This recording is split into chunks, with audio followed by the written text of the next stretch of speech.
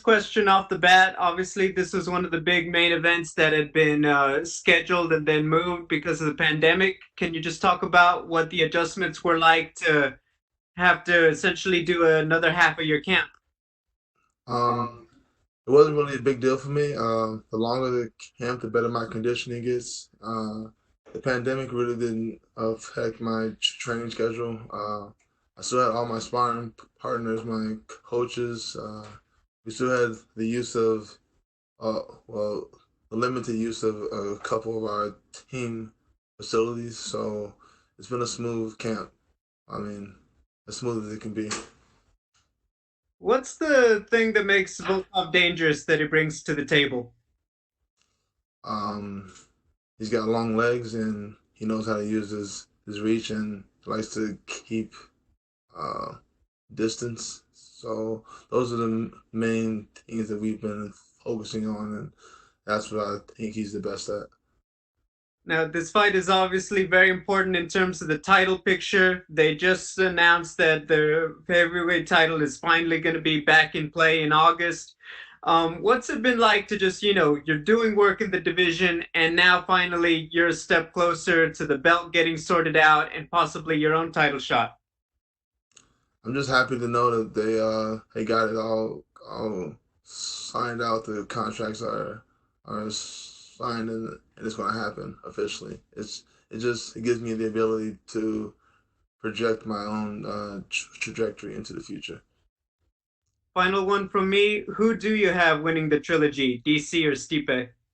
I don't know. I mean, they've already fought twice and they've gone 1-1. So honestly, I don't really care. I've heard he's going to retire, win, lose, or draw, and I've also heard reports that Stipe has also been contemplating retirement, and I think I would lean towards him also retiring. So it really doesn't matter to me who wins. I can honestly care less. Thank you, Curtis. Our next question is from Ezekiel Berganzi from Super Luchas. Hello, Curtis. How are you? I'm fine. How are you, sir? Fine, thanks. You are facing Alexander Volkov, who said that he's going to rely in his striking to fight against you and your wrestling abilities. What do you think about that? How are you approaching for this fight in that sense? Um, I mean, my game plan is always the same. It's a pretty universal game plan. Pressure, pace, wrestling, ground and pound. Doesn't matter who you are. Cain Velasquez, Stipe, DC, Volkov. It works on everyone. And do you think that the small cage will be an important factor for you putting your game plan on the fight, or do you think it's not a matter of the octagon at all? Well, I think like I said, my game plan it will works in a small octagon or a big octagon, but I think it will be that that much more effective in a smaller octagon because you won't have as much room to maneuver away and to like keep distance. It'll be easier to close the gap and get in his face. And my last question is how it was this training camp in pandemic and with all what happened, how it was training, how it was the sparring sessions. Can you tell us about that? It was pretty much the same. I had my sparring partners. We sparred at the same time in the same spots. So I know a lot of people are under the impression that because of the pandemic, it's hard to train, but for me, it was pretty much the same. Nothing was able to, nothing about my camp was altered. Thank you, Curtis, and good luck on Saturday. Up next, we'll have Alistair Bishop from MMA Republic. Chris, how are you, sir? I'm fine, sir. How are you? Fantastic, thank you. Curtis, if I can, I just want to kind of get your opinion on the outlook of the heavyweight division. Your only losses come to Francis Ngannou. Where do you see yourself here with the win? I mean, I think Francis is knocking on that number one contender status. Once the title picture is done, where do you see yourself fitting into that picture? I guess it depends on what happens with Stipe. If he decides to retire, then it'll be a vacant belt, and most likely Ngannou versus me for that vacant belt. If if he decides to not retire, then it'll be Ngannou versus Stipe. I'll just wait my turn. And how do you see? It would seem, in my opinion, the picture looks like that we might see yourself versus Francis a third time. How do you see that playing out, and what difference would there be? I see myself winning. I just see myself taking him down like I did in our first fight, and this time landing heavy ground and pound. So do you think the key to beating Francis would be implementing your wrestling? I use my wrestling on everyone. And what do you say to critics of that sort of lay and pray style? I mean, your wrestling style is way more exciting. Lay No, I'm not saying yours. I'm just saying guys hit out.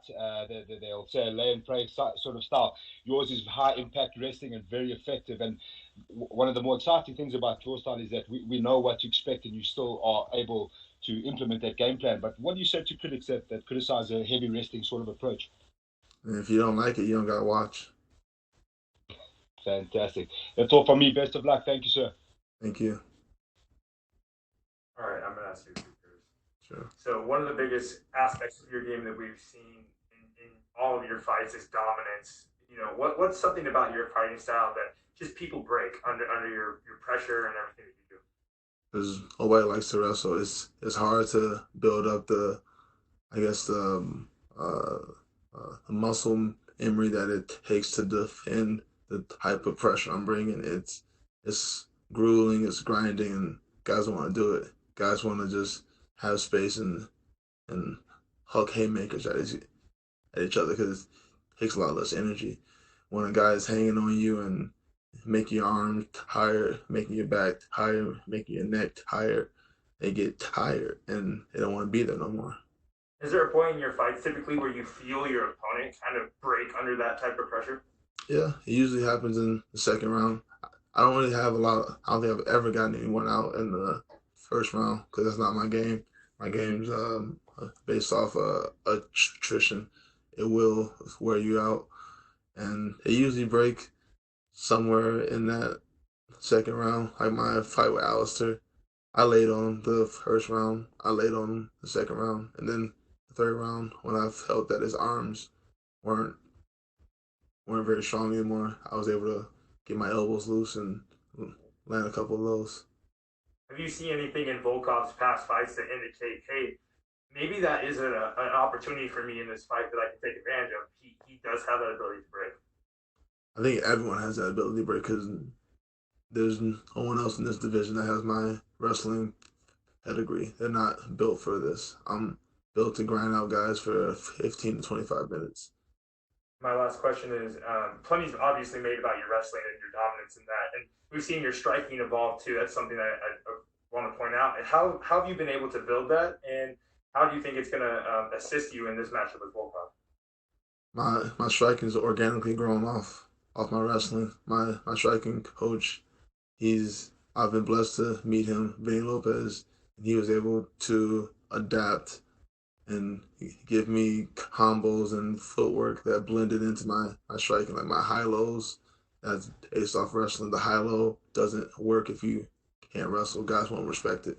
That's how I got Junior. If you don't respect the wrestling, and I'll come back up top with the overhand. Up next, we'll go to Georgi Kokashvili from Ajara Sport. Your line has been unmuted. Oh, thank you so much, Curtis. How are you? I'm fine, sir. How are you? Thank you. I feel good.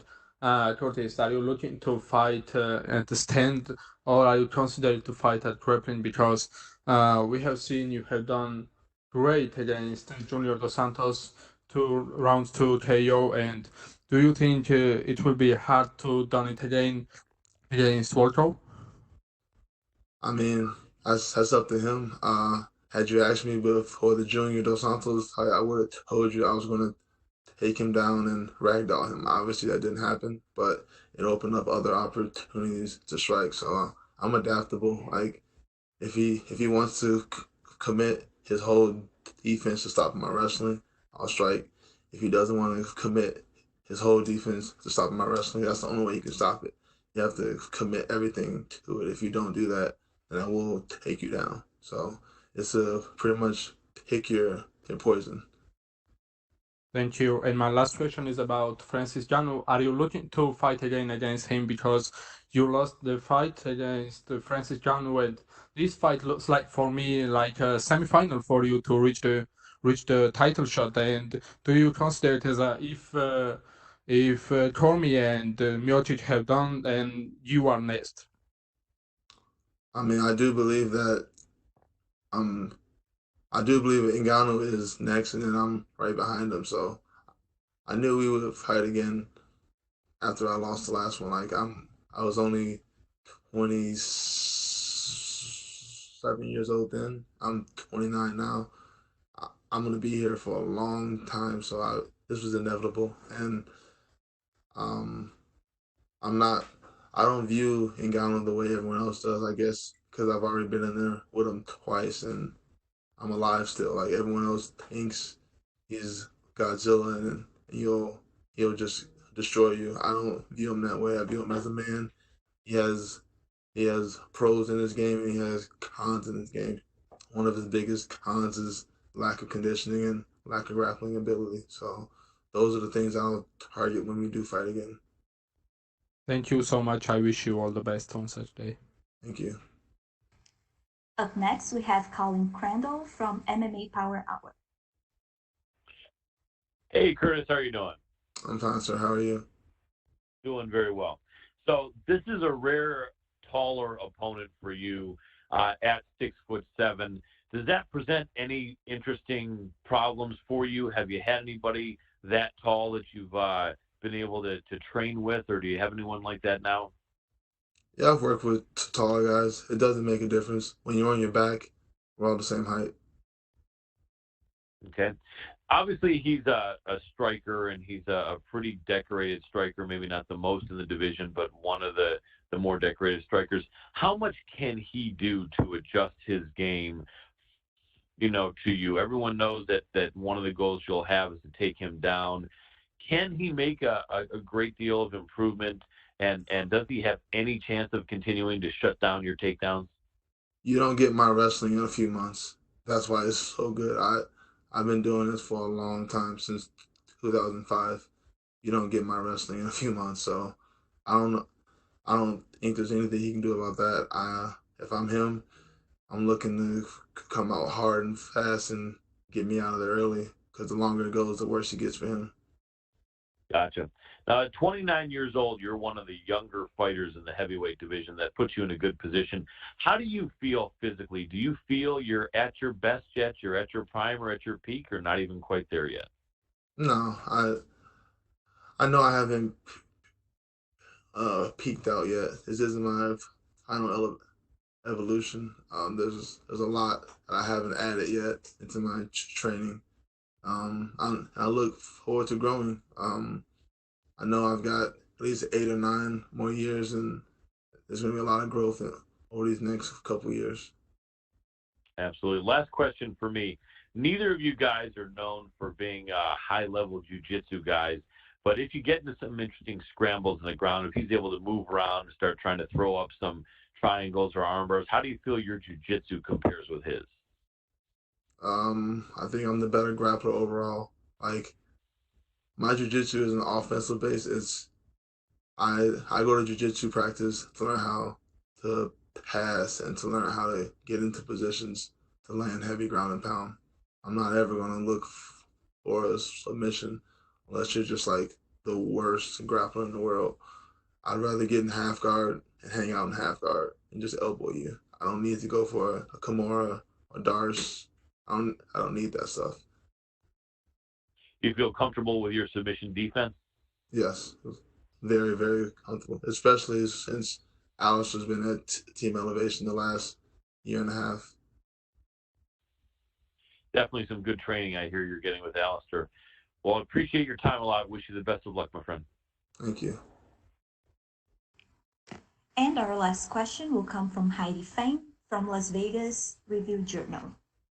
Hi, Curtis. Thank you for the time. I first wanted to ask about some records here that you could possibly eclipse come Saturday night, one of them being Randy Couture's time in the cage as a heavyweight. You would need 8 minutes, 17 seconds, as far as I've read, to be able to surpass the amount of time that he fought in the cage. I want to know what that means to you and just how different records, like what you set with your wrestling in the heavyweight division with 45 takedowns, and you had already surpassed Cain Velasquez, what these records mean to you as you go on your journey.